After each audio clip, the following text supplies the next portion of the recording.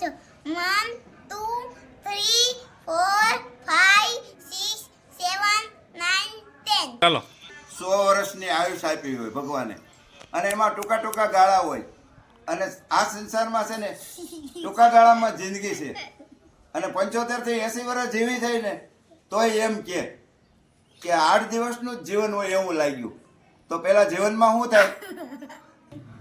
સોમવારે જન્મ થયો, મંગળવારે મોટો થયો, બુધવારે બુદ્ધિ આવી, ગુરુવારે ગાદીએ બેઠો, શુક્રવારે પાછો ફર્યો, શનિવારે માંદો પડ્યો, રવિવારે મરી ગયો. બોલ. કેમ મરી ગયો?